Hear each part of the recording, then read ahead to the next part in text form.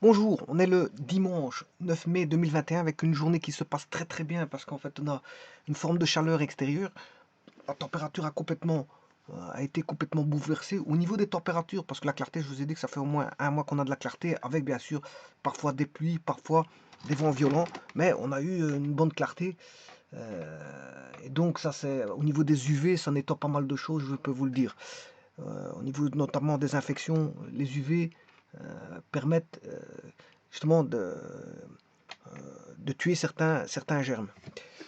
Ceci étant dit, donc on est le dimanche 9 mai, on a une très bonne clarté, la météo est en train de s'améliorer nettement, il était temps parce que pour un 9 mai on avait beaucoup de clarté mais des températures basses, on ressentait une brise, du froid, mais maintenant ça y est, on y est, je crois que la chaleur y est.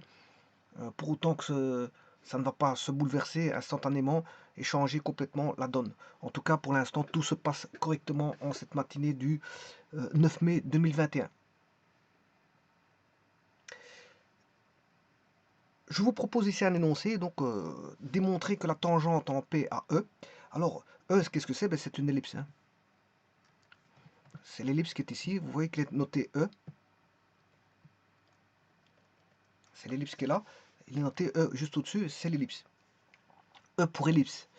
Et la tangente, donc démontrer que la tangente en P. Alors le point P, vous le voyez, la tangente en P, elle est là.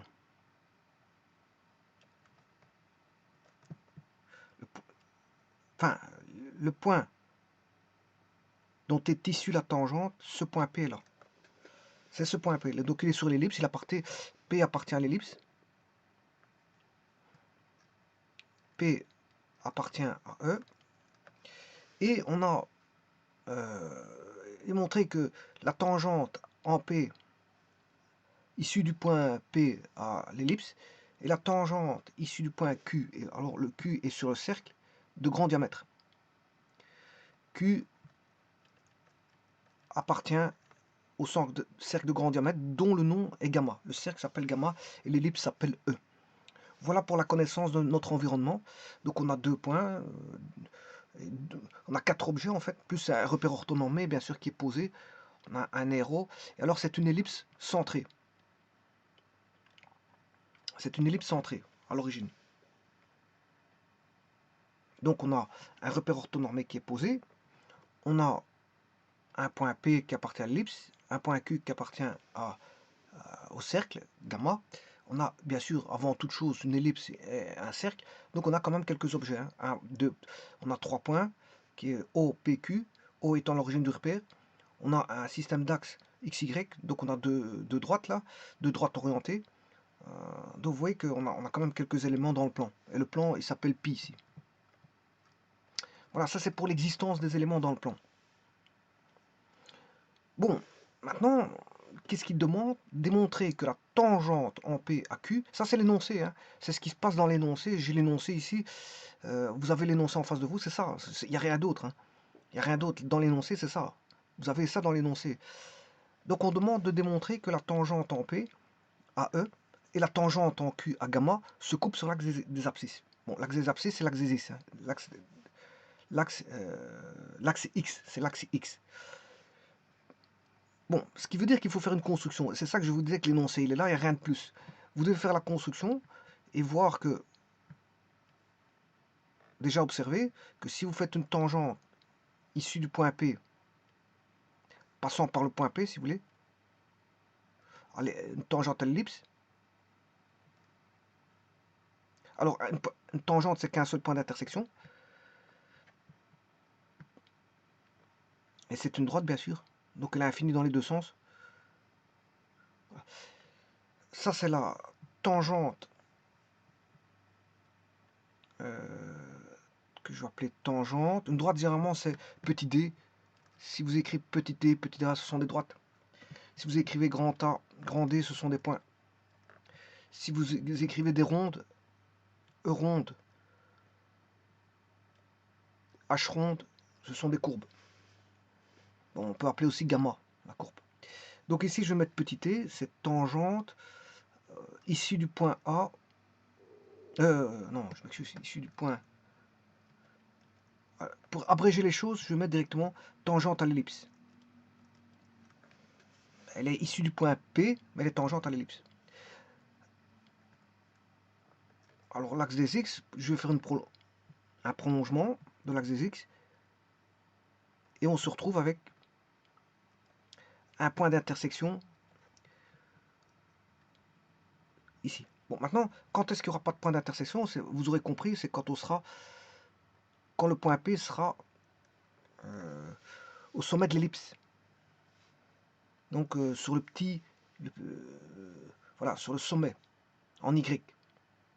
Quand le point P va aller jusque là, à ce moment, vous aurez compris que la tangente, elle sera non plus séquente, mais elle sera parallèle. Là, il n'y aura aucun point d'intersection. Donc il faudra que je prenne en compte ce cas-là et de l'exclure. Sinon, dans tous les autres cas, même si la tangente est en ce point-là, elle coupe quand même l'axe X. L'axe X. Si la tangente est ici, elle coupe l'axe X. Il n'y a qu'un seul cas de figure où la tangente ne coupera pas l'axe X, c'est quand la tangente proviendra bien sûr d'un point P qui est au sommet du petit cercle. Alors, je rappelle que le petit cercle, je pourrais le dessiner.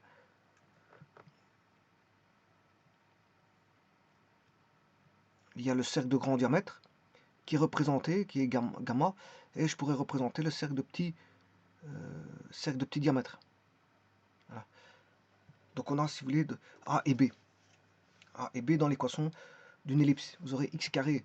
Bon, comme un repère orthonormé étant posé, je peux écrire les équations.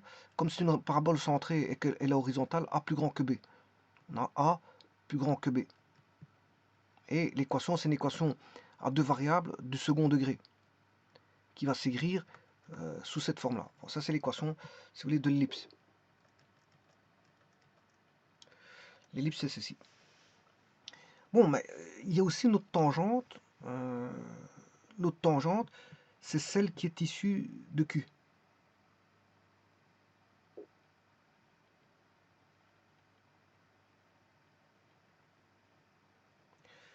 Bon, cette tangente, c'est une tangente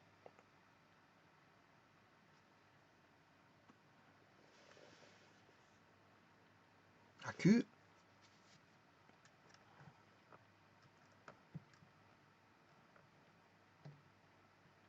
Voilà, et normalement, elle devrait se couper sur l'axe des X.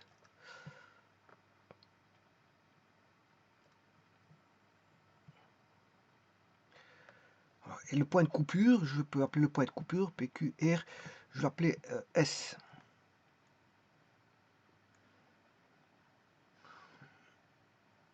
Je peux appeler ce point de coupure là S.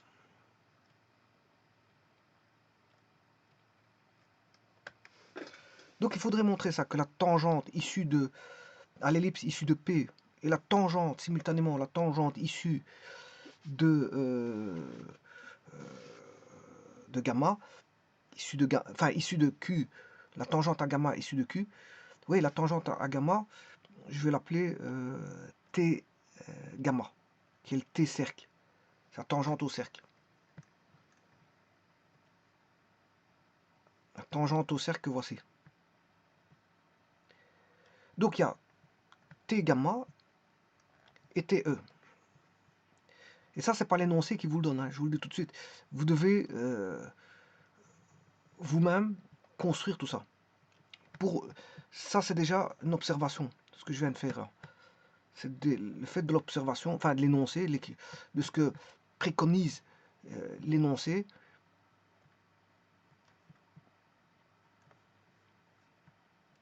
Ce que dicte et préconise l'énoncé.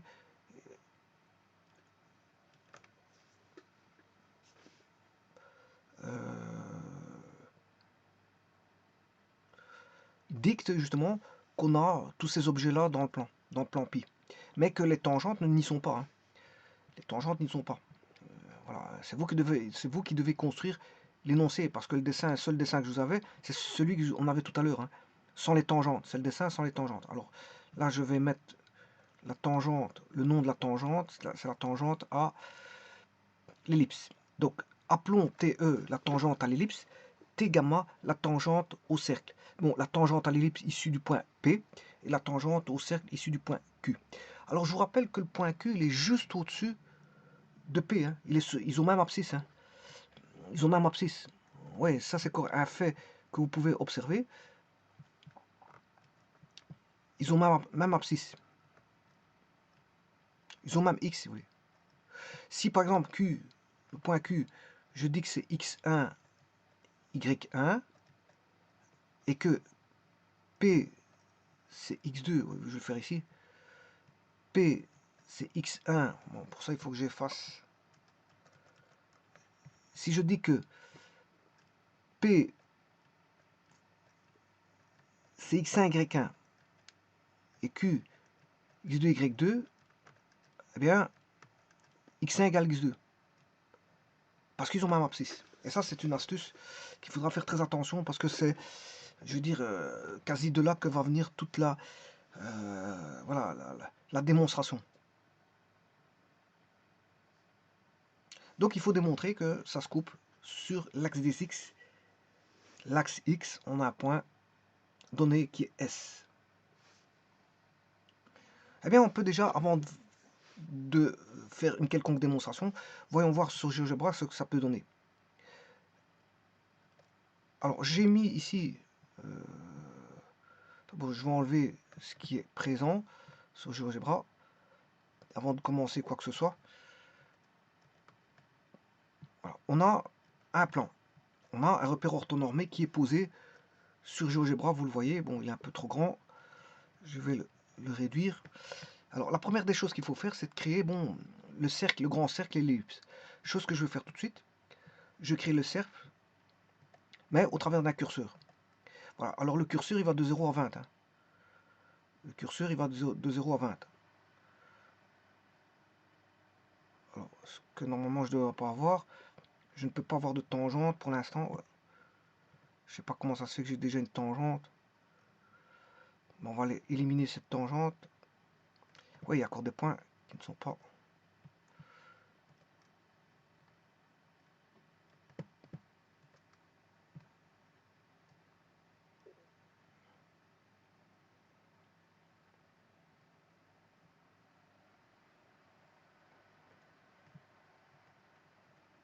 Bon, je vais vite effacer cette tangente parce qu'elle ne devrait pas apparaître.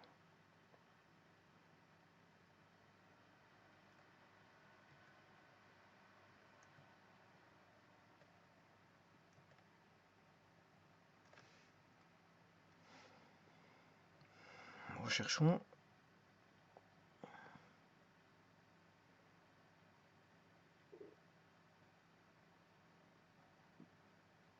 Bon, je ne vais pas voir apparaître cette tangente, je vais l'effacer. Droite tangente à l'ellipse passant par H.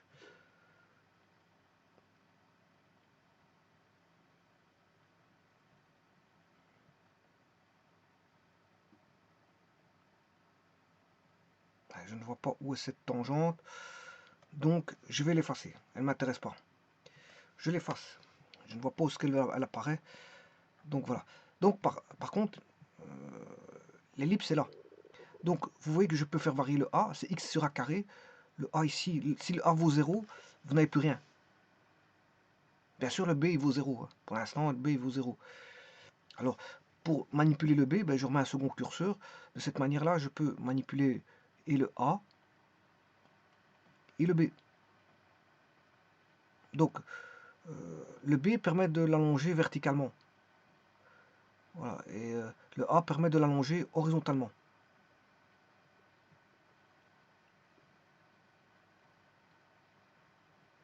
Alors si on a le même allongement, vous aurez compris qu'on a un cercle. On a un cercle. Bon, mais ici on n'a pas un cercle, on a une ellipse, et alors elle est prise horizontale. Donc le A est plus grand que le B. Le A est plus grand que le B, parce que c'est une ellipse qui est prise au niveau horizontal. Alors le cercle il vaudra tout simplement x carré plus a carré. Voilà. Et ça c'est l'équation cartésienne du cercle. C'est l'équation cartésienne du cercle. Alors si je fais varier le A, ben, fatalement le cercle il va varier aussi. Hein.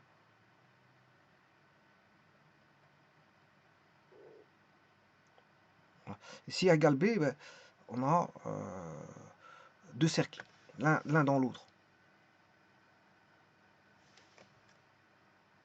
Si maintenant le B devient plus grand que le A, on a une ellipse verticale. Et si le A est plus grand que le B, ben, on a une ellipse horizontale. Bon, ça c'est déjà la première chose. Ensuite, je vais chercher... bon, ça c'est l'intersection, on va dire... c'est le... On va dire le sommet en X. C'est le sommet en X. Alors, je place l'origine parce que c'est toujours intéressant d'avoir l'origine et le sommet en X.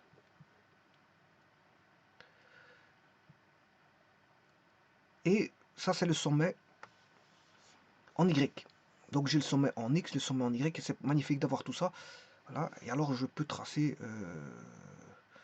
Bon, l'arc de cercle, j'en ai pas besoin. Je pourrais tracer un arc de cercle. ABC, je ne le fais pas. Bon. Alors maintenant...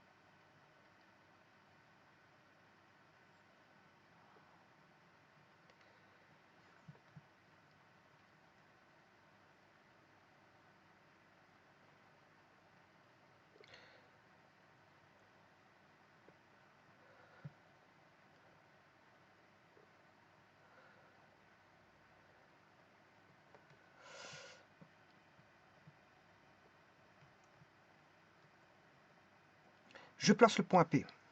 Le point P, c'est un point quelconque. Voilà, je place ce point P, là, en X2, Y2. En X1, Y1. C'est un point quelconque. Je place où je veux. C'est un point quelconque. Par contre, si vous placez quelque part le point P, ben, le point Q est juste au-dessus. Il a le même abscisse. Il a le même abscisse que P et Q auront le même abscisse. Donc, je vais placer le point P. C'est fait. Alors, comment placer le point P? Ben,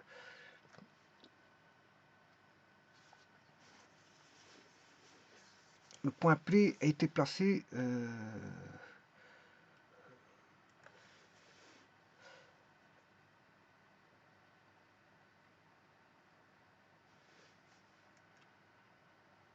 F, je vais chercher le F.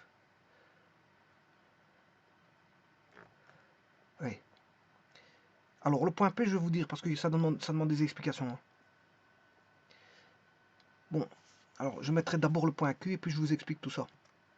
Voilà, point Q, il est bien au-dessus. Point Q, il est juste au-dessus du point. Alors, je vais faire apparaître le curseur d'angle. Voilà, et faire varier l'angle. Et vous voyez que le point Q, bon, le point Q est toujours le point Q est toujours au-dessus du point P. Ils ont même abscisse. Ils ont même abscisse. Vous voyez qu'ils ont même abscisse. Hein. Le point Q, il est soit au-dessus ou en dessous. Bon, il sera en dessous quand il est voilà, dans le demi-ellipse, enfin demi-grand cercle en bas. Si Q est dans le demi-grand cercle en bas, ben, il sera en bas par rapport au point Q. Mais si, vous voyez que là, le Q est en dessous du P, là, le Q est toujours en dessous du P, voilà. Là, le P égale Q, à cet endroit-là, P égale Q. Là, Q est en dessous du P, et P est au-dessus du Q. Là, en ce point-là, P égale Q encore une fois. Mais après, le P passe en dessous du Q. Mais la caractéristique, c'est qu'ils ont toujours la même abscisse. Ils ont toujours la même abscisse. Bon. Alors maintenant, je vais mettre le point Q, les coordonnées du point Q.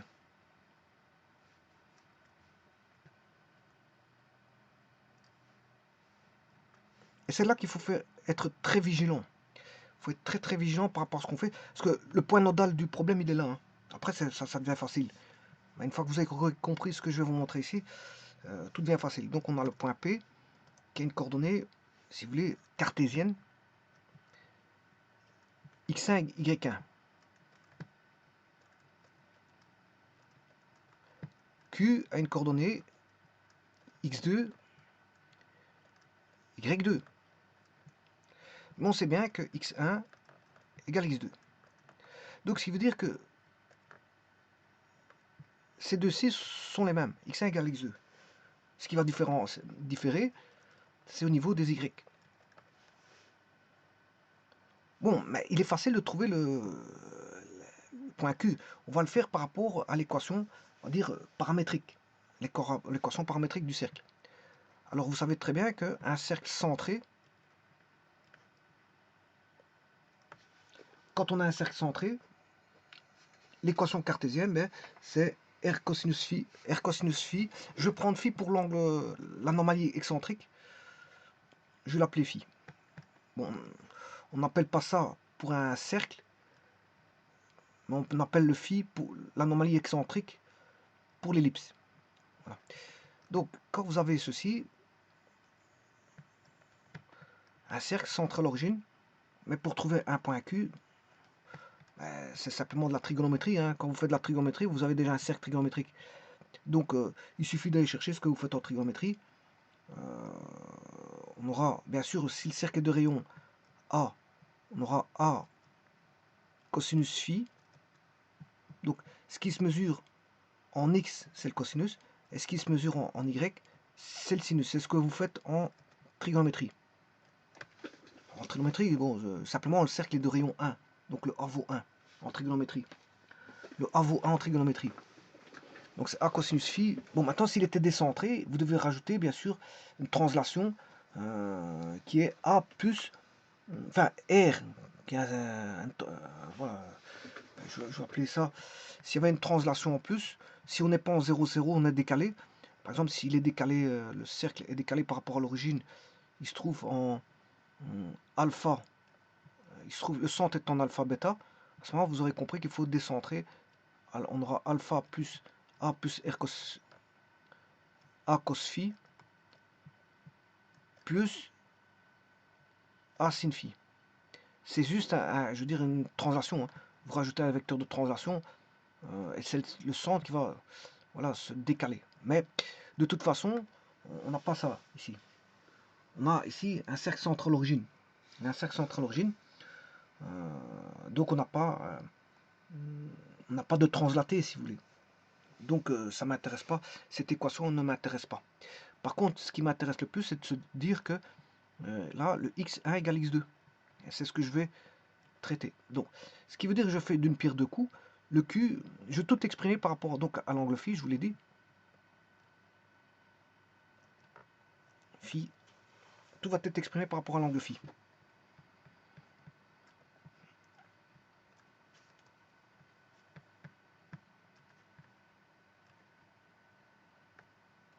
Donc, je ne suis plus en coordonnées cartésiennes, mais je suis en coordonnées, si vous voulez, paramétriques. Donc, j'aurai A cos phi,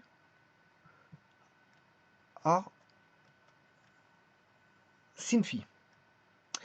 Alors, pour le x1, bah, c'est la même chose. On a déjà, c'est A cos phi, parce que le x1 égale x2. Alors, reste plus qu'à trouver le y1, mais le y1, il est simple à trouver. Parce qu'en fait, voilà, si j'avais A, j'ai un cercle, ben on aura B fois sin phi.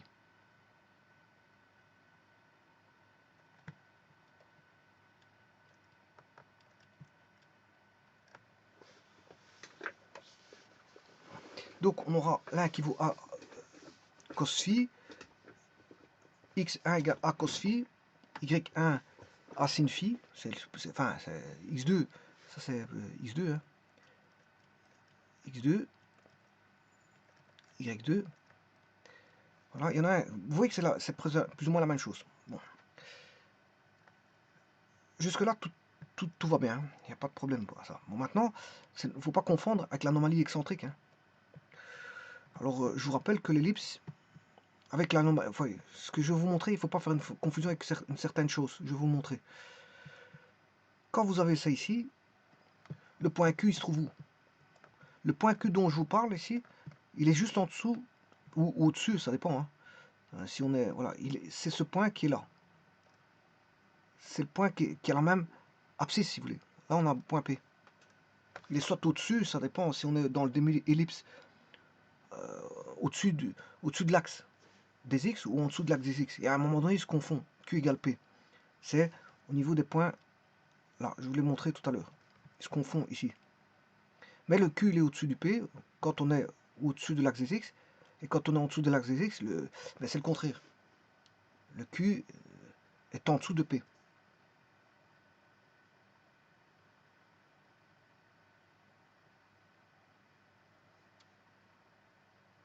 Alors ça, il ne faut pas confondre avec ceci.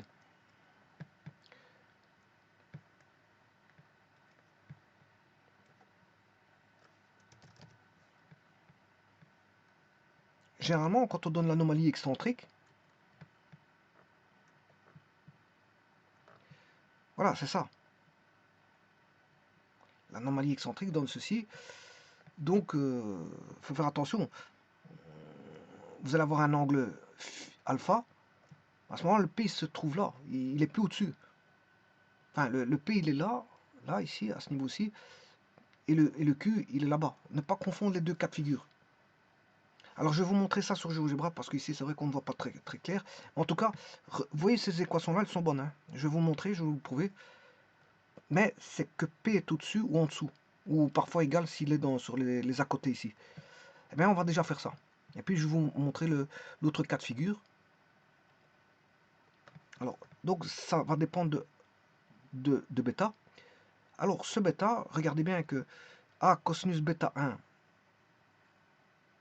le bêta, il vaut 70 degrés. Hein. Bon, là, il vaut 70. Bon, je peux le mettre à 72, peu importe. Regardez bien que là, j'ai A cosinus bêta. Ils ont même abscisse. C'est A cosinus phi, hein, je vous l'ai dit tout à l'heure. Je vais vous le dire maintenant. Ils ont même abscisse. Là, A cosinus phi, mais ici c'est bêta. C'est bêta 1 même, je dirais même plus, c'est bêta 1. Donc on a A cosinus bêta 1 et Y vaut A sinus bêta 1. Quand vous faites A cosinus bêta 1, et là vous êtes sur le cercle. Alors là on est sur le cercle. Je vais faire varier le bêta. Voilà, on est sur le cercle. Vous voyez que le Q trimballe sur le cercle. Par contre le P il est sur l'ellipse. Hein. Le P il est sur l'ellipse. Bon, alors on va chercher ce qui est pour l'ellipse. Alors pour l'ellipse,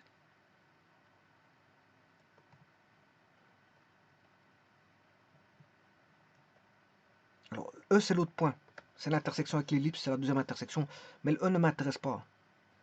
Le E ne m'intéresse pas. C'est pour ça que bon, je peux l'enlever. Hein. Je suis en train d'étudier le point P. Donc on ne va pas embrouiller les choses. On va laisser un seul point P. Alors ici je mets le segment BP. Hein. C'est toujours intéressant d'avoir le segment BP. Et là je mets, voilà, la même, c'est A cosinus bêta 1. Donc c'est la même abscisse que I. Si vous voulez le I ici que vous voyez. Et le F, I et F ont même, voilà, je vais retirer les deux, il n'y a plus rien. Maintenant, je vais mettre le F, A cosinus bêta 1, il est là.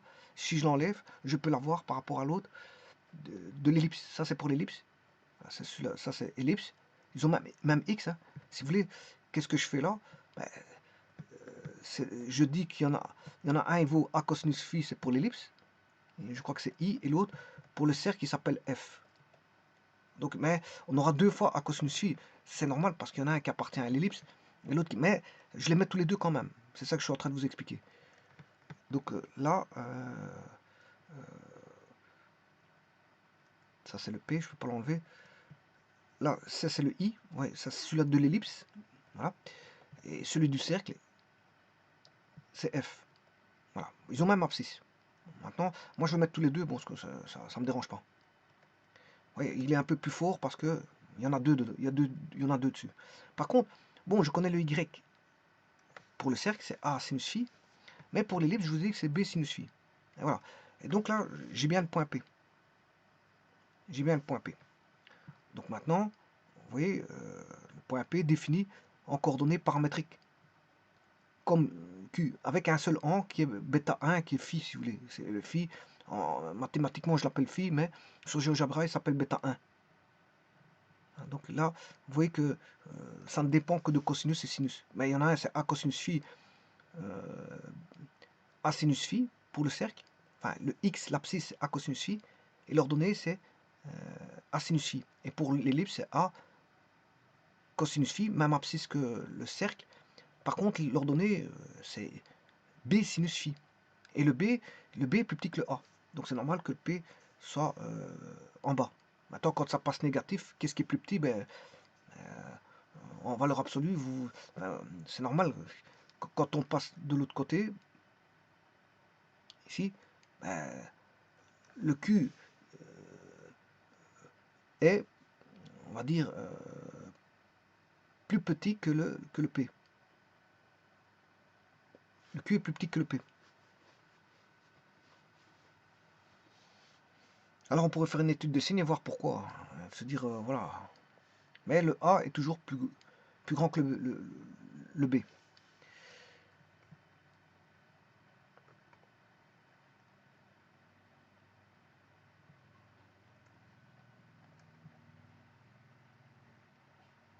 Alors maintenant, je vais introduire un second angle. Voilà. Ça, c'est cet angle-là de 55-62 qui n'est plus l'angle bêta 1. Attention. Ce n'est plus l'angle bêta 1. Parce que ne confondez pas l'angle bêta qu'ils ont appelé ici alpha 55-62 et le 70 qui est l'angle là. Le 70, c'est bon, il est formé par AOQ. AOQ, le 70, il est là. Regardez bien, j'ai changé cet angle-là. Vous voyez qu'il change. Hein. Ne confondez pas alpha et bêta 1. Alors, je ne sais pas si je peux faire apparaître le bêta 1. 58. Oui, je peux le faire apparaître. C'est cet angle-là. Voilà. Alors, pas confondre cet angle-là de 58 et l'angle de 40-41. C'est pas la même chose. Alors justement, et c'est ça que je voulais vous expliquer, ce P, il va donner, regardez bien, ce 40, cet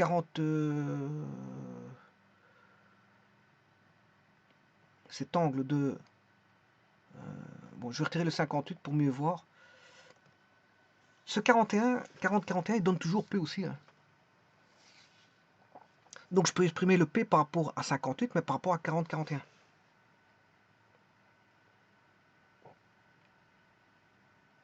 Alors comment? Regardez bien. Je vais chercher donc c'est 40-41. Ici je l'appelais delta. Bon, je vais retirer ce 40-41. Bon, je l'appelais delta. Je retire celui-ci. C'est plutôt delta que je l'appelais. Voilà, je l'appelais delta 40-41. Regardez bien si je fais. Voilà, ça je vais chercher l'abscisse A cosinus delta et A sinus delta. Bon, ça je suis sur le cercle, c'est l'équation d'un cercle, mais je suis au point, si vous voulez, l'intersection MN. MN, voilà, l'intersection MN. Bon, c'est pas ça.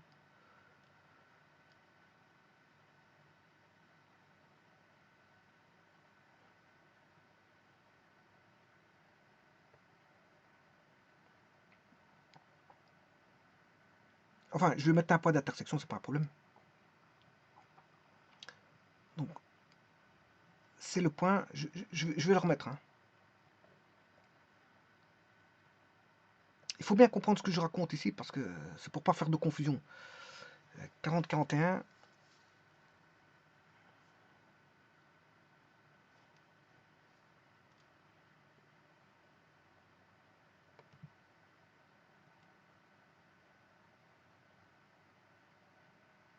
Bon, cette droite-là, je peux la mettre.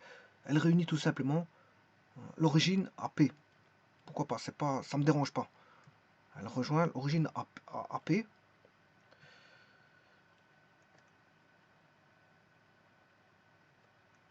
Ça, c'est la deuxième intersection de la droite que je viens de mettre avec le cercle. Là-bas, j'ai une intersection, voilà. C'est le point F. Voilà, j'ai le point F. Alors, je vous rappelle que le point que je viens de mettre ici avec le 41, c'est voilà, celui-là. Ça, c'est l'abscisse. Ça, c'est l'ordonnée. Donc c'est bien le point F. Et vous voyez que le point F n'a rien à voir avec le point Q. Puisque le point F, c'est A cosinus 40, 41. J'ai le point F. Et A sinus 40, 40, 41. Donc le point F, c'est normal. Point Q et point F n'ont pas la même abscisse. Ils n'ont pas la même abscisse. Ils n'ont pas la même abscisse et ni la même ordonnée, c'est deux points différents. Donc, en paramétrique, ils ont deux angles différents, c'est juste ça. Ils vont être exprimés par deux angles différents. L'un 40, 41 et l'autre 58. Alors, point F, c'est le rayon, je ne sais pas combien il fait un certain rayon que je vais appeler A. Ouais, c'est 10, je crois. Je mets un cercle de 10. Ouais, le cercle, il fait 10. Ouais, il fait de 10 à moins 0,10. Ouais, il fait 10. On a un rayon de 10. Donc, ce sera 10 sinus 41. 40, 41. Pour avoir F. Au niveau des abscisses et au niveau des ordonnées, ce sera 10 fois... Enfin, je m'excuse. Pour l'abscisse, c'est 10 fois cosinus 40, 41. Et pour l'abscisse, c'est 10 fois sinus de 40, 41, 40,41. Alors ça, c'est le point F. Et le point Q, ben, c'est 10 fois cosinus de 58 pour avoir l'abscisse et 10 fois sinus de 58 pour avoir l'ordonnée. Donc vous voyez que c'est deux angles différents, donc c'est normal qu'on a deux positions de Q et F différentes. Mais maintenant, regardez bien, au niveau du point P, le point P, si je fais A cosinus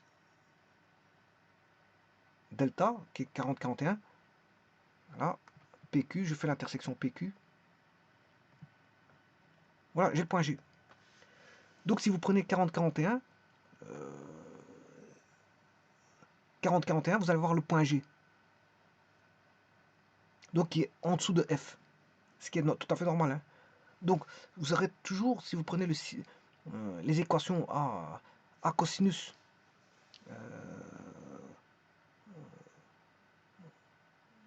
si je prends... mais attention, l'angle de 40-41 passe par P. Hein. Je ne sais pas si vous comprenez ce que je veux faire passer comme message, mais regardez bien que le Q...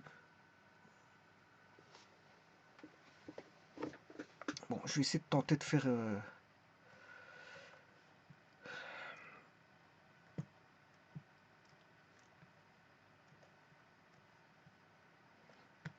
Je vais le prendre avec ces angles-là pour comprendre.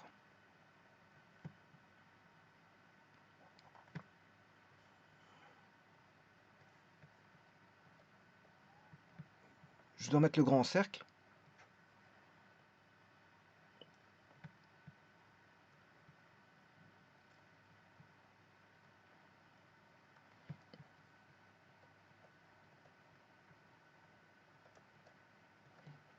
Alors, ce que je veux dire par là, c'est que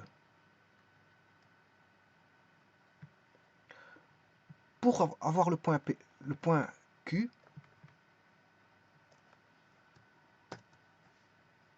et le point P,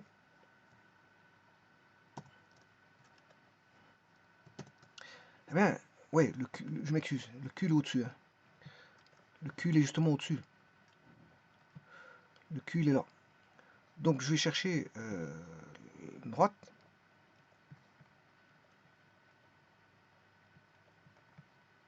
Qui est là. Ils ont même abscisse. Là, on a ceci. Voilà. Je regardais sur GeoGebra, regardez bien, parce que c'est bien ça. Donc on a bien... non, il est donné par rapport à 58. Voilà, il est donné par rapport à 58. 58. Donc je me suis déjà trompé ici. Je vais aller corriger ça. Il est donné par rapport à 58. Donc le 58, il est là. Voilà, 58. Ça, c'est le 58 degrés. On a 58. Donc, on a un certain rayon. Hein. Bon, ici, c'était 10, mais bon, peu importe, c'est pas ça qui importe. Eh bien, si vous voulez le Q, ses coordonnées, c'est c'est facile, ça. C'est R cosinus 58. Pour, ça c'est l'abscisse, l'ordonnée, c'est R sinus 58.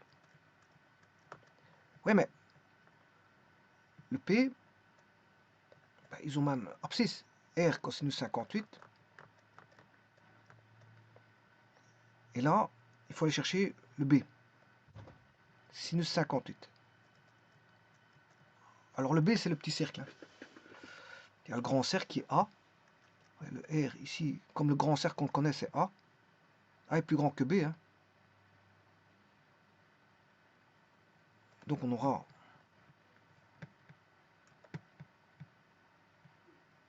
A et A. Ouais, mais je vous ai dit qu'il y a un autre angle.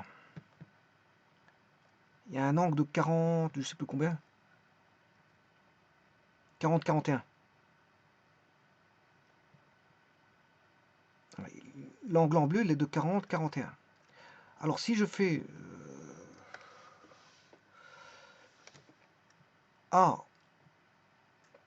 cosinus 40, je vais mettre 40, 40 pour abréger, A sinus 40, voilà, pour abréger, là j'aurai le point F.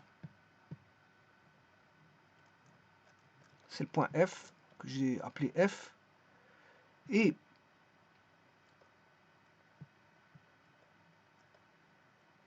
F. Et si maintenant il me faut le G se trouve en dessous. Voilà. Pour avoir ce point G, je dois aller chercher A sinus 40, comme il se trouve sur l'ellipse. Il a même abscisse avec le cercle, ça c'est le F. Et G, c'est B sinus 40. Voilà. Donc attention que là, P est au-dessus de Q. P est au-dessus de Q. Alors s'il est au-dessus, vous allez utiliser le même angle. Mais si F prolonge P ici, alors ce moment c'est un autre angle. Hein. Vous allez chercher le... Voilà, P voudra... Vous allez le calculer avec 58 degrés. Pour le P, le F, vous allez le calculer avec un autre angle qui est 40. Donc c'est ça que je voulais attirer votre attention. Donc il ne faut pas faire des mélanges de tout et n'importe quoi. Voilà. Ne pas confondre. Donc Q est en dessous de P, ben voilà, les équations sont là. Mais maintenant, si F prolonge P, F au-dessus de Q au-dessus de P ou F prolonge P, faites très attention. Parce que ici, ce F, il prolonge P. Donc il est donné par rapport à 40 degrés. F prolonge P. F prolonge P, il est donné là, le P il est calculé avec 58 degrés, et F prolonge P, il est donné avec 40 degrés. Mais Q au-dessus de P, Q au-dessus de P, c'est avec les mêmes angles, 58, 58, 58. Voilà, c'est ce que je voulais faire comme remarque. Bon, ceci étant fait comme remarque, maintenant allons chercher les tangentes, c'est fini, les explications sont données. J'ai une tangente là, une première tangente qu'on peut apercevoir, voilà, qui coupe en L. On a une tangente à Q qui coupe en L. Alors, je peux mettre le petit cercle. Hein. Si je veux faire apparaître le petit cercle, il est là. Voilà, c'est x carré, il est centré à l'origine, donné en coordonnées cartésiennes. Voilà. Et si vous voulez l'angle bêta, je vous ai dit, il était là. Bon, je vais bien le mettre. Regardez, faire varier ceci. L'angle bêta et alpha, ils varient tous les deux. Voilà. Alpha, bêta varient tous les deux.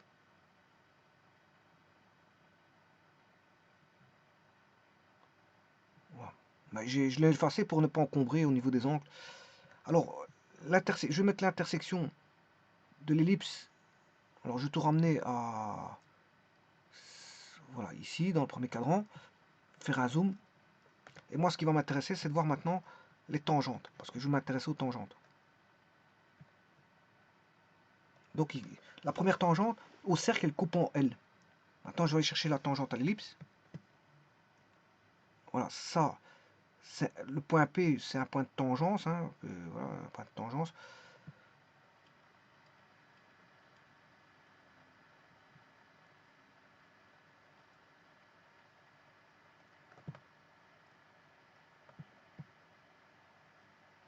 Ça, c'est l'intersection de l'axe X avec la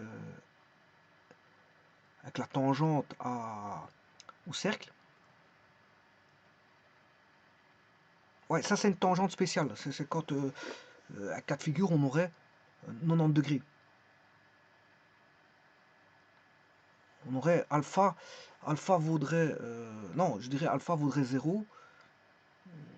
Alpha vaut 0, on a une tangente verticale. C'est à 4. Donc, à la place d'avoir le point L, on aurait le point A.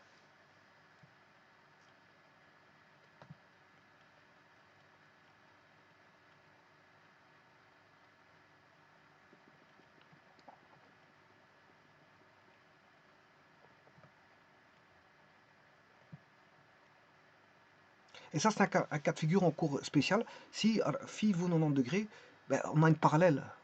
On n'a plus d'intersection. On n'a plus d'intersection.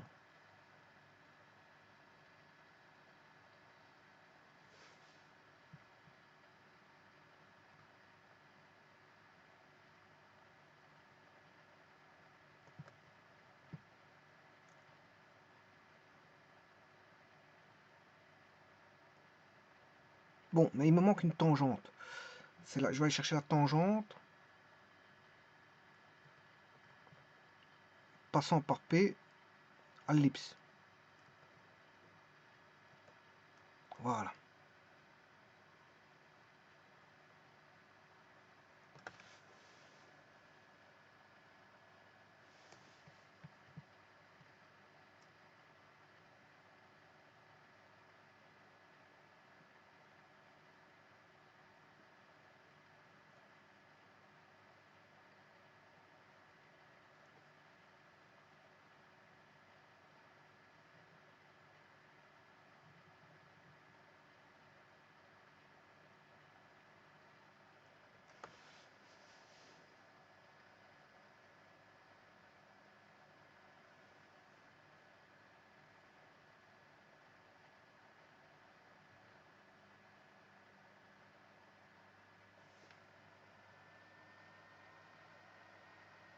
Bon, je vais voir l'énoncé parce qu'apparemment ça se coupe pas en S comme j'ai dit.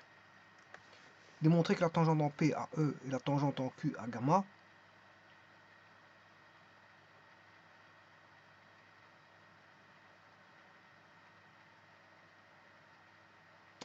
J'ai pas l'impression que ça se coupe, hein. En S.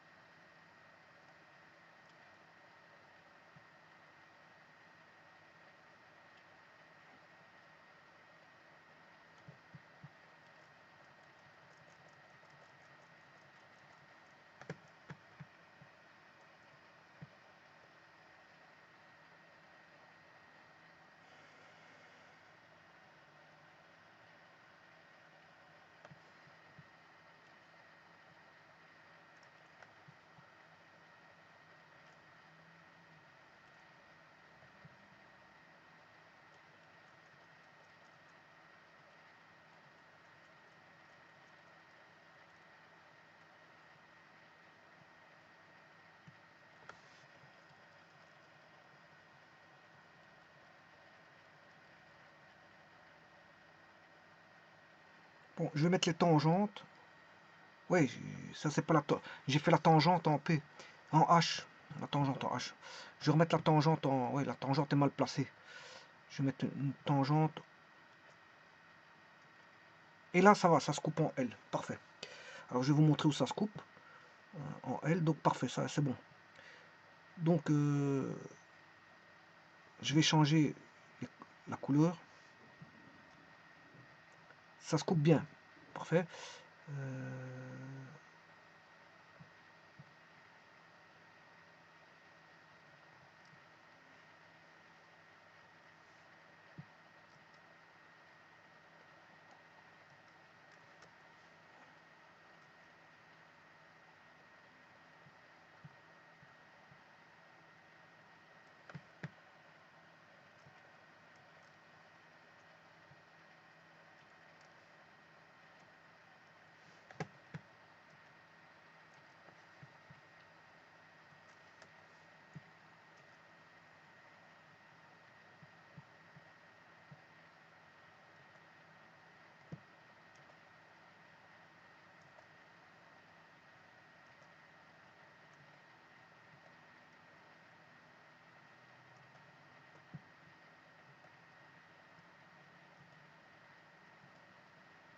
Voilà, ça, ce sont les tangentes.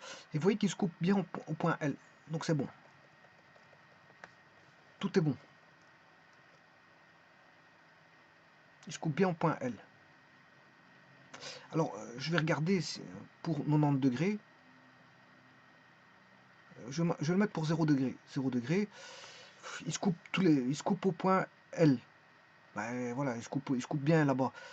Donc on a bien un point de coupure. Hein. Là, il se coupe en F.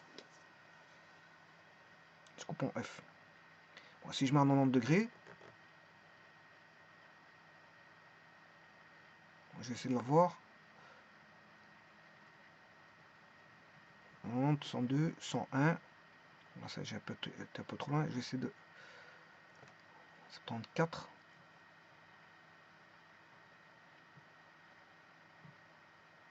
88. 92. 90. Voilà, il se coupe tous les trois au point. Enfin, par contre, là, il coupe pas l'axe des X. Hein. Il coupe pas l'axe des X. Ouais. Alors là, on a deux points de coupure. Ils sont parallèles, mais on a deux points de coupure, mais pas avec l'axe des X. Voilà. On a deux points de coupure, mais il ne va pas couper l'axe des X. Donc ça, c'est un cas particulier. Alors,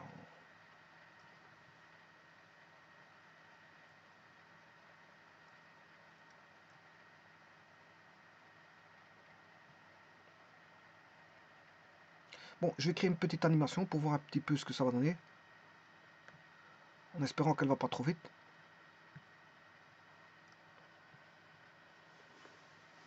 Et ce qui m'intéresse, c'est le point de coupure. Hein. L, sur GeoGebra, c'est L.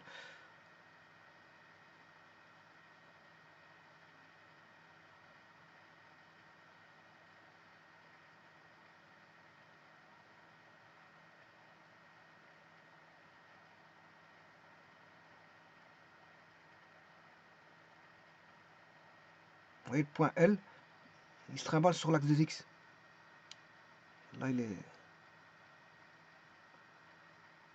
Oui, c'est ça. Le point L survient de l'infini pour aller au point A, et puis il touche le point A, puis il repart vers l'infini. Regardez, il va arriver, le point L.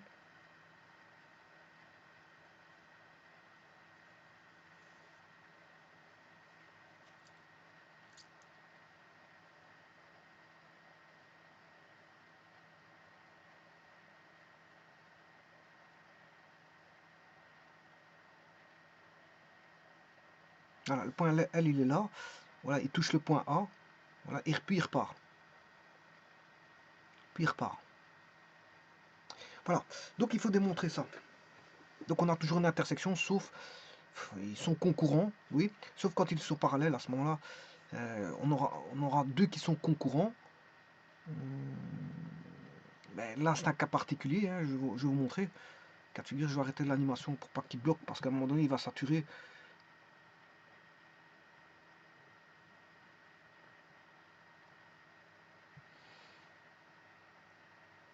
Donc on va revenir à ceci.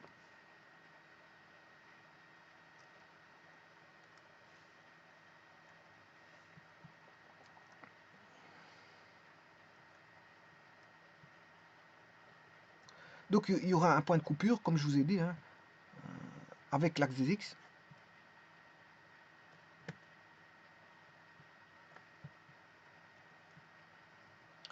Mais il y a un cas particulier. Bon, donc le point de coupure, il va toujours se faire. Hein, bon, là, je prends une tangente à l'ellipse. Bon, pas trop écarté, sinon vous voyez que le point L il tend vers l'infini, c'est normal. Hein. Il tend vers l'infini si plus le point P va par là. Bon.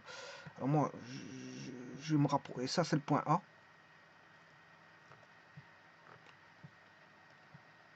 Point A.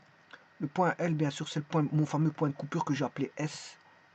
S ici, bon, voilà, je l'appelais S. Bon, sur GeoGebra, c'est L. Alors ici, je le rappelle, je peux l'appeler L comme GeoGebra, mais il part vers l'infini, puis il vient s'accrocher à A, puis il repart vers l'infini en fonction de la rotation de la tangente. Bon, mais ici, je vais mettre une tangente qui n'est pas trop, pas trop éloignée, parce que sinon, Voilà, je vais mettre une tangente qui est voilà, comme ceci. Comme ça, j'ai un L qui est tout près du A.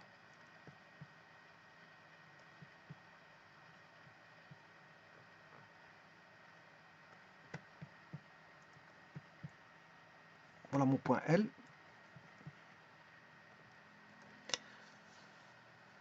Alors, ça c'est mon point P. Bien sûr, le point Q, il va être ici. Il est juste au-dessus. Alors, je vous ai dit qu'il y a un cas de figure. Je n'arrive pas à écrire et en même temps expliquer. Hein. C'est un petit peu embêtant. C'est pour ça que chaque fois je fais des coupures au niveau de mes paroles. C'est parce que bon, j'essaie de dessiner et ça bloque. Je suis concentré à deux choses en même temps. Un petit peu difficile. Hein. Donc, je disais, là, on a T de gamma. La courbe gamma, c'est le cercle. L'ellipse, c'est E. Et là, on a TE. Mais il y a un cas de figure particulier. C'est quand la tangente est comme ceci. Bon, là, on arrive au maximum qui est A. Donc, elle va aller vers l'infini. Puis va aller revenir vers A. Puis il va repartir vers l'infini en fonction de la rotation de l'angle que je vous ai dit. Enfin, c'est pas cet angle-là, parce que là, je me tromperais. C'est l'angle par rapport à Q. Les 58 degrés, c'est par rapport à ça. Voilà, l'angle phi, il est là. Et P défini par rapport à cet angle phi. C'est ce que je vous ai expliqué. Bon, maintenant, il y a un cas de figure un peu spécial. Bien sûr, c'est un cas de figure où la tangente sera ici. Là, à ce moment, tangente à gamma et tangente à l'ellipse sont confondues, mais elle est parallèle à l'axe des x. C'est un cas de figure où il est parallèle à l'axe des x. C'est un cas particulier. C'est un cas particulier. Bon, ça, c'est un cas particulier. Eh bien, on va démontrer ça. C'est assez simple, je vous le dis tout de suite. Maintenant que tout a été montré, la démonstration va être facile. La démonstration va être facile. Eh bien, je vais y aller. On a tout d'abord l'équation d'un cercle centré qui est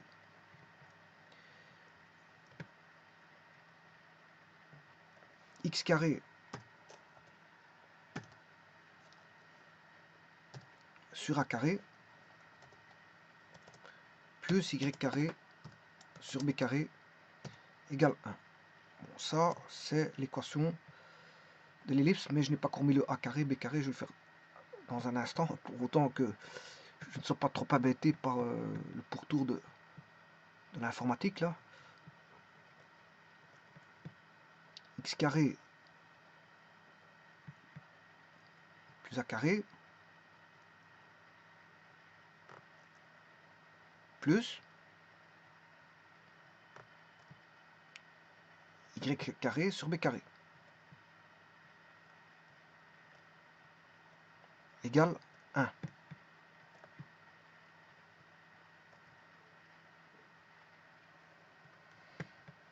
Ça, c'est l'équation de l'ellipse. C'est E, si vous voulez.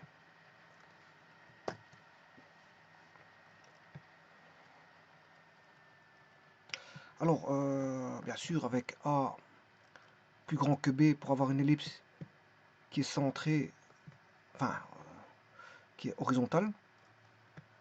Ce qui veut dire que là, on aura A carré est égal à B carré plus C carré. Alors, je vais chercher la tangente à gamma par la technique du dédoublement. X carré, je vais faire une recopie parce que bon, j'ai du mal à écrire. Ça, c'est une recopie, c'est pas une bonne recopie.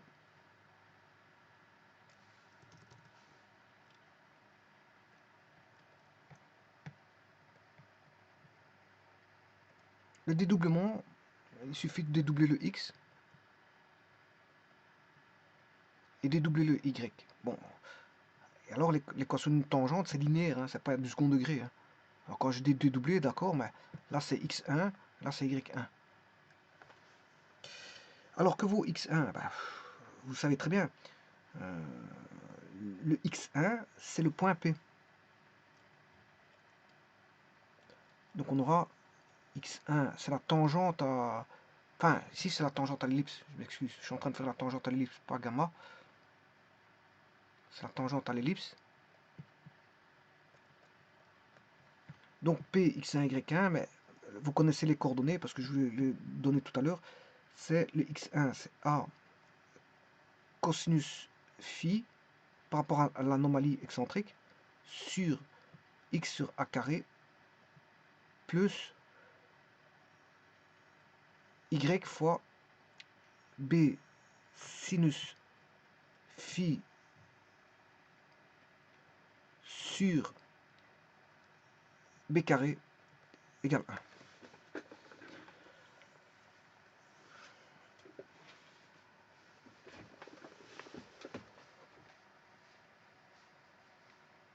Bon, je vais diviser par, bien sûr, vous aurez compris, on sait faire une simplification par A. Donc si je divise par A, là je sais simplifier,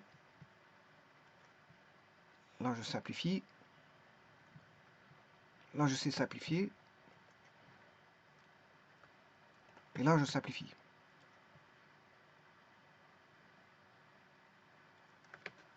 Donc ça c'est la tangente à l'ellipse.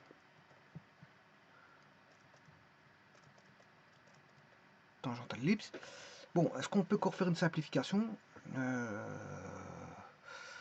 suis en train de regarder, bah, pourquoi pas, si je multiplie par B, ouais, je peux faire, bon je vais aller rechercher.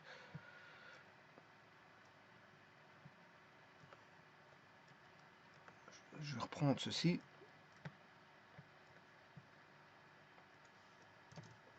Je vais essayer d'écrire de la meilleure des manières possible.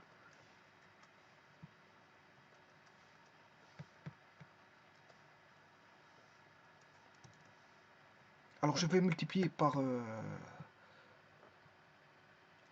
si je multiplie tout par B, je fais tomber d'un côté le B.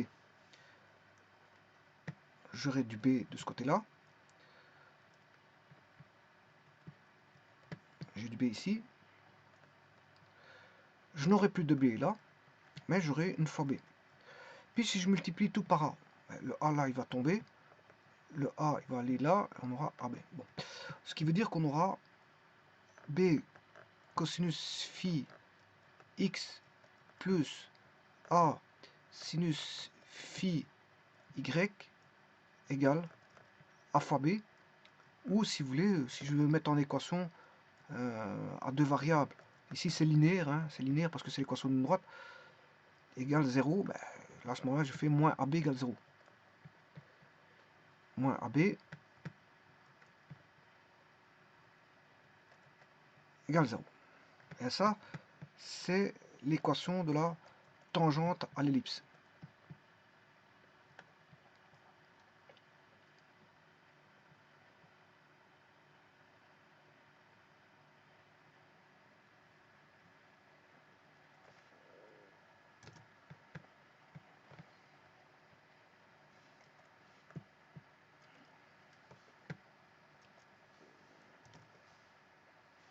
C'est un peu trop grand.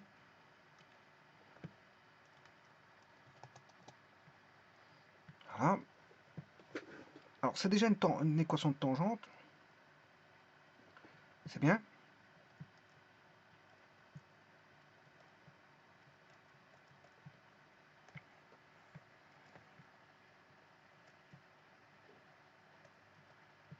Donnée, bien sûr, c'est une équation de tangente donnée en fonction de l'anomalie excentrique phi. Hein. Elle est donnée en fonction de phi. Bon, maintenant, ce qu'il me faut, c'est l'équation de...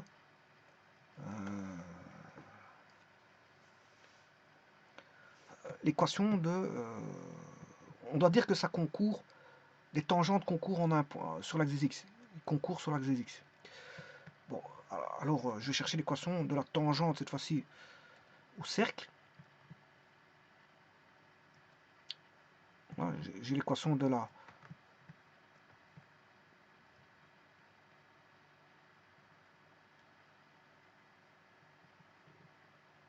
Voilà.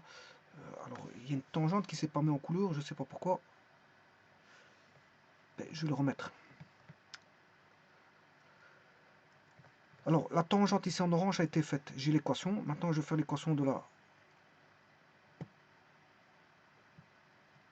Alors je pourrais écrire l'équation là, hein, je pourrais écrire l'équation que je viens d'écrire, mais je l'ai déjà. Voilà, j'ai déjà les équations là, donc j'ai pas besoin d'écrire.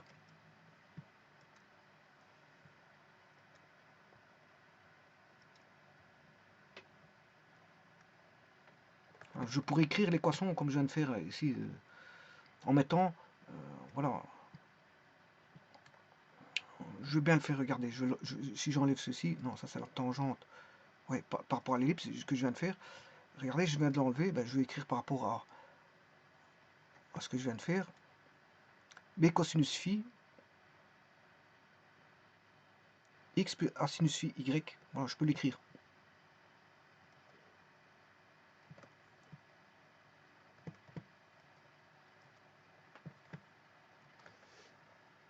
B fois cosinus, alors l'angle c'est bêta 1,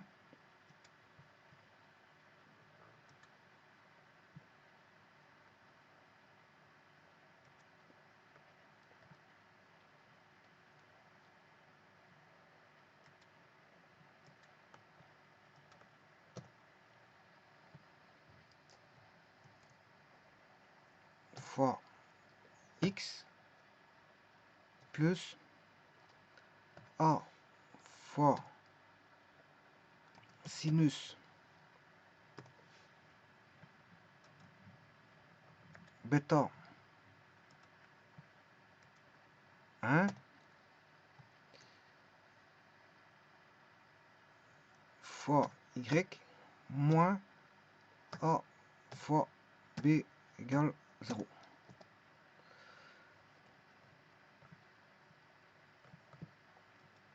Vous voyez qu'il a mis la tangente. Hein.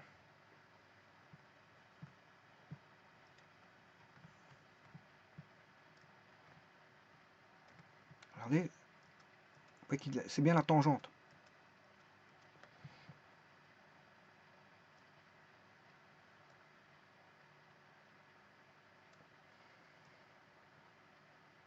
Voilà.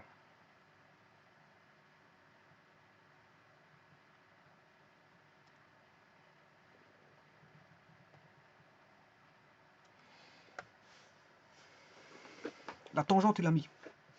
C'est voilà, J1. C'est ceci. Bon, je vais le mettre en bleu. Je peux l'effacer. Hein. Voilà, la tangente est bonne. Alors maintenant, je vais faire la tangente de la droite. Bon, la droite, c'est facile. Enfin, la tangente, je m'excuse, pas de la droite, la tangente du cercle, à gamma. Très simple. Regardez bien. Parce que le cercle, c'est une ellipse. Enfin, le cercle, c'est une ellipse spéciale. C'est la même équation là que ceci. Mais il faudra modifier que A égale B. C'est juste ça. A égale B. Alors là, ça veut dire que j'ai A. Là, on a A. Et là, on a A fois A. Comme A vaut B, on a A fois B. Mais A, B vaut A. A fois A, ça fait A carré. Alors maintenant, je vais tout diviser par A, parce que A étant différent de 0,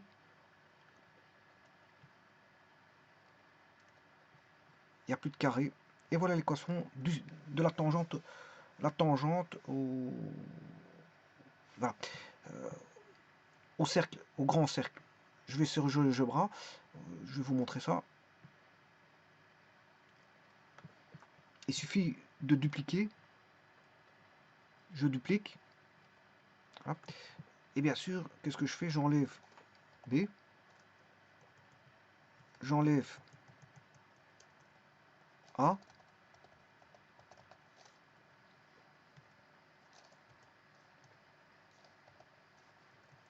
J'enlève le B.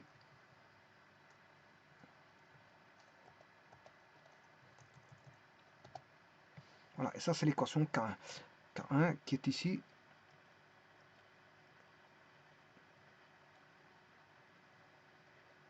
Il faut que je retire bien sûr la tangente. Pour voir apparaître, il faut que j'enlève une tangente. Hein.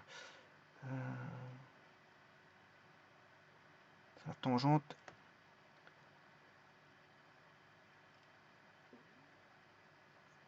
Q cercle. Voilà. Q. Parce que c'est celle-là.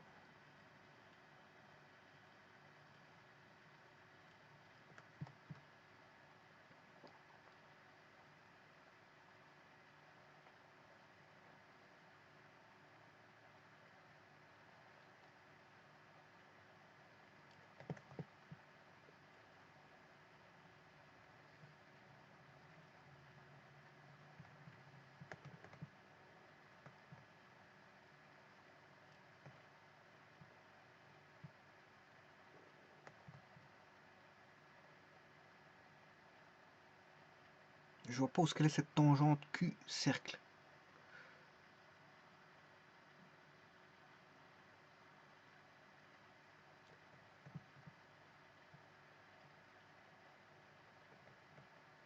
Bon, c'est pas grave. Ce que je peux faire, c'est la sélectionner. Ah ben, c'est celle-là. Donc, je vais ne pas afficher l'objet et aller mettre celle-ci en lieu. Voilà. Donc, c'est bon. On est d'accord. On est d'accord. Alors, encore une fois, je vais prendre une couleur, du bleu. Ça, c'est les deux tangentes qui doivent se couper en L. En L. Bon, maintenant, ils doivent se couper sur l'axe des X. Et alors, l'axe des X, ben, son équation, c'est Y égale 0. Donc ça, c'est l'équation de l'axe au X qui vaut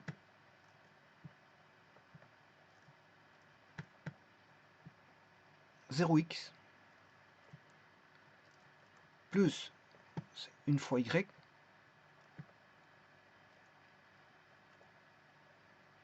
plus il n'y a pas de terme indépendant égale 0.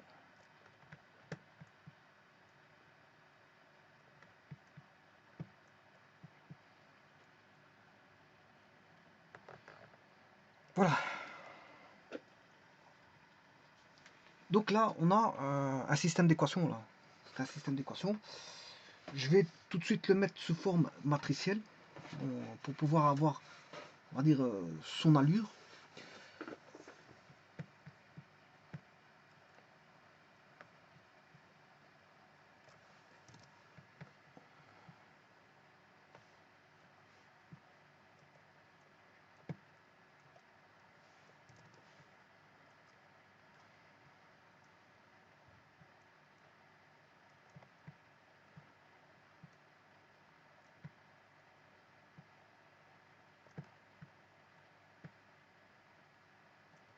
Je vais recommencer ça parce que j'ai fait un mauvais travail. Je vais chercher un rectangle.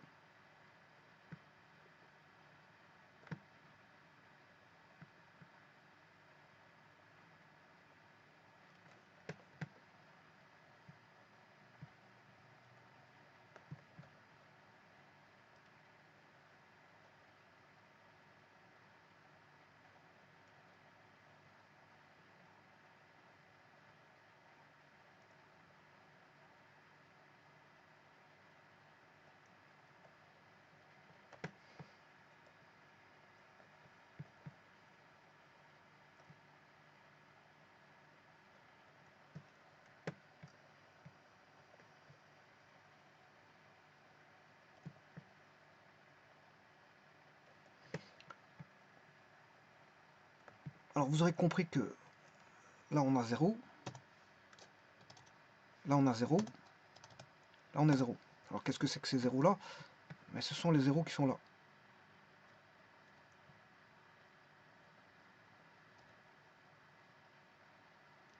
Qu'est-ce que c'est que le égal là? C'est le égal qui est repris ici.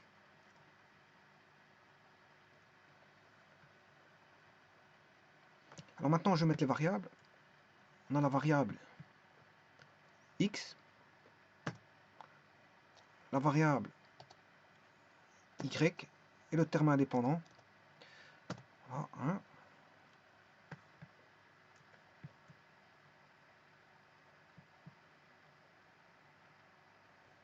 Alors ce que je viens de faire c'est ceci.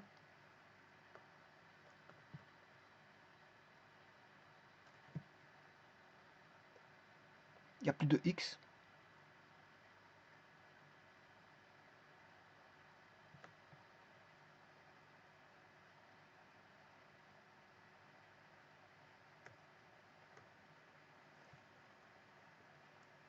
Voilà.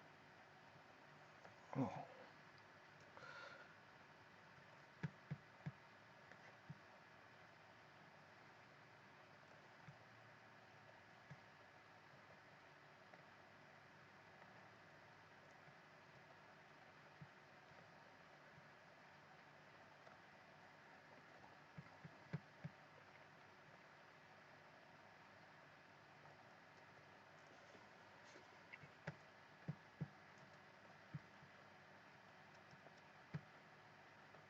alors, est-ce que la multiplication matricielle est possible? Là, on a une 3 fois 3.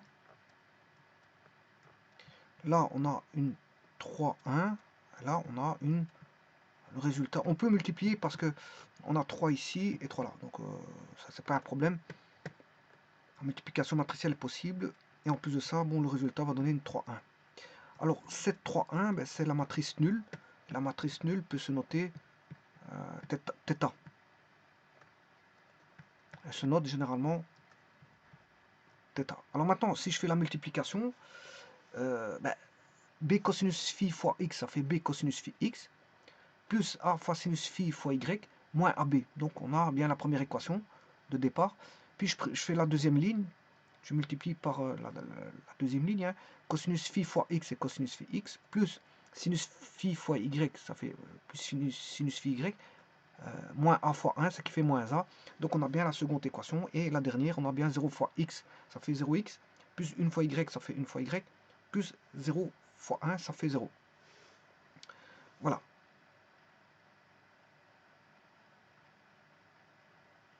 Et donc là, c'est le système d'équations. Hein. C'est tout bonnement mis sous forme matricielle, ce que vous avez là. C'est juste ça. C'est le système d'équations ici qui est mis sous forme matricielle. Tout bonnement. Alors maintenant, on va s'intéresser donc à ceci. Alors, vous savez très bien, je vous ferai le lien de la vidéo, parce que j'ai fait une vidéo qui concernait la concurrence de 3 points. Alors, un système d'équations comme celui-ci, je vais vous mettre le lien, donc j'ai pas besoin de développer. Hein. Je vous mettrai un lien vers le développement de ce que je vais vous raconter.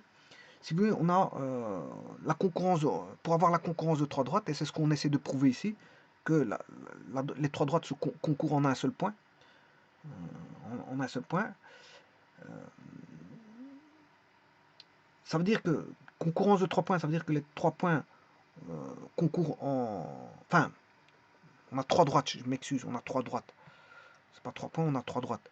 On a la droite numéro 1 qui est la tangente à l'ellipse, la droite numéro 2 qui est la tangente à gamma. Ouais, ici c'est gamma, c'est pas l'ellipse, c'est gamma. Vous aurez compris que c'est gamma, hein, c'est parce que je n'ai pas changé ça. Ça c'est la tangente au cercle. Et la troisième qui est l'axe OX. Là, maintenant j'ai rectifié, c'est bon.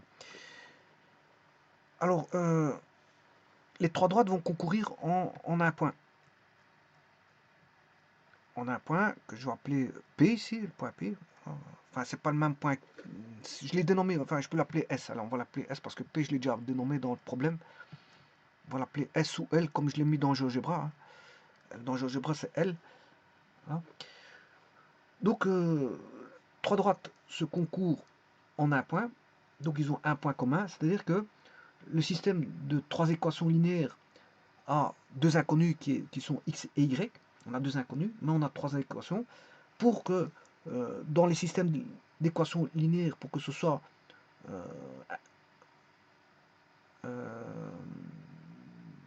compatible, c'est-à-dire qu'on puisse trouver une solution et que cette solution soit unique, hein, le point de concours c'est un point unique, eh bien il faut qu'il y ait une propriété au niveau matriciel qui puisse jaillir. Une propriété matricielle qui puisse jaillir. Et cette propriété matricielle, ben, c'est que le déterminant de la matrice ici doit être nul. Le déterminant de cette matrice-là doit être nul. Et là, à ce moment, on pourra dire qu'il y a une solution et cette solution est unique. Donc pour que ça soit compatible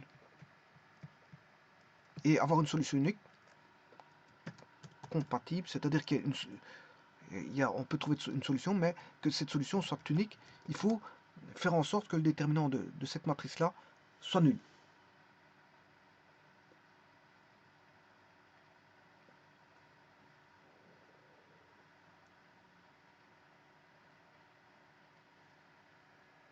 Alors ça, je vous mettrai le lien de ça, des explications là. Alors, eh bien, il suffit juste de démontrer que la matrice là elle est nulle. Une fois que enfin le déterminant, je m'excuse. Eh bien, si le déterminant est nul, il y a un point de concours. Alors on va faire ça. On va juste démontrer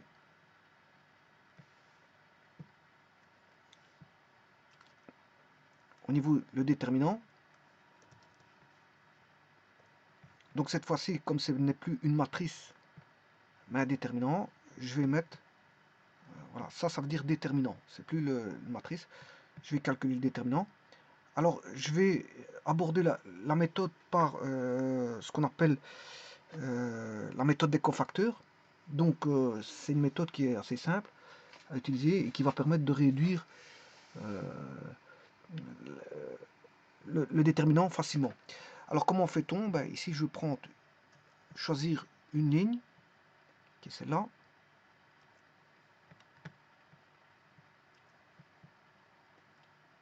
C'est mon choix. Et une colonne, qui est celle-là. C'est mon choix. Alors là, de cette manière-là, je facilite le calcul. Parce que le calcul du déterminant vaudra. Alors, j'ai retiré la deuxième ligne, deuxième colonne, je m'excuse, c'est la deuxième colonne, et la troisième ligne. Donc, c'est moins 1 exposant la troisième ligne plus la deuxième colonne.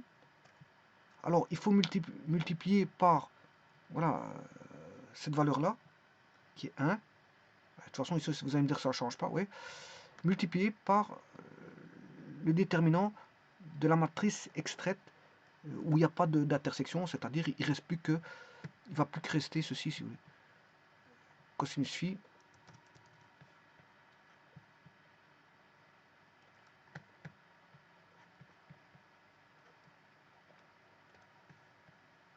moins AB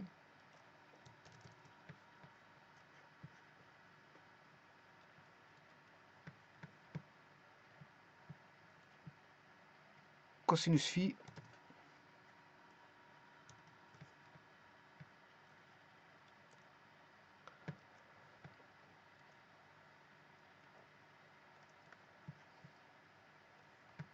et moins A.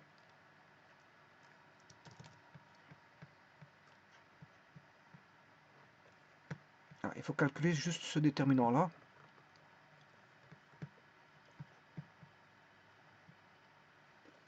Alors, moins 3 exposant 3 plus 2, ça fait 5, moins 1, ça fait moins 1 exposant 5, ça fait moins 1 fois 1, ça fait moins 1. Donc, il faut calculer le déterminant, moins le déterminant de ceci.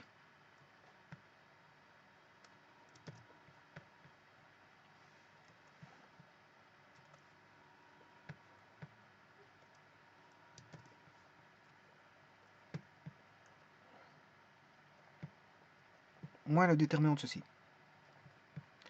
On va calculer ça tout de suite. Ça fait, on va faire par le système de Cramer à deux éléments. Donc il y a un moins, d'accord, moins A, B, cosinus phi, moins, ne pas oublier ce moins là non plus, moins A, B, c'est le produit, voilà, le produit descendant, moins le produit montant, moins le produit montant. Le produit montant, c'est moins AB cosinus phi, ce qui veut dire que on aura deux opposés, moins AB cosinus phi, plus AB cosinus phi, ce qui fait 0. Donc, il y a bien concurrence.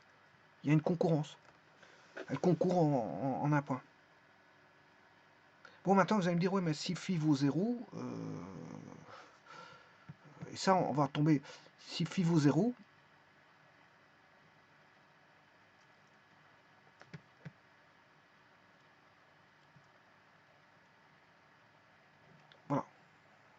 là, on a bêta. Ça, je m'excuse. Ça c'est le B. Je vais mettre bêta 0. Voilà, si on a bêta égale 0, c'est ça. Donc on va voir ça.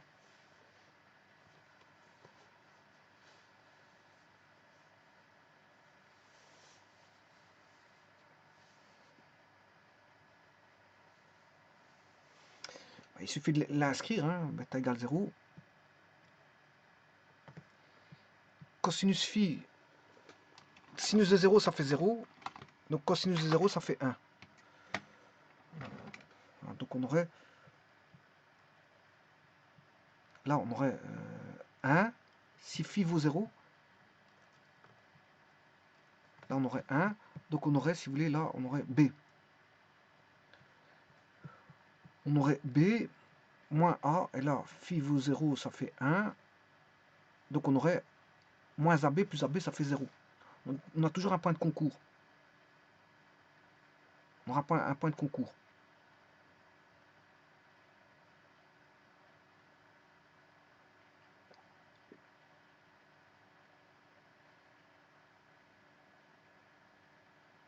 Voilà.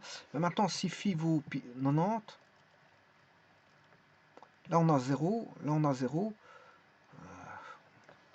On a toujours un point de concours, mais 90, ça voudrait dire qu'on aurait 0, 0, on aurait moins AB, 0, 0, moins 1. Moins AB, voilà. Ça voudrait dire que là, on a Y. On a... Oui, on a... Enfin, bref. C'est des cas particuliers. Hein, bon, c'est des cas particuliers. Je pourrais les étudier, mais bon, c'est... Je peux m'arrêter ici. Parce que, je veux dire... je peux les étudier. C'est pas un problème. Je peux le faire dans une vidéo suivante. Les deux cas de figure là.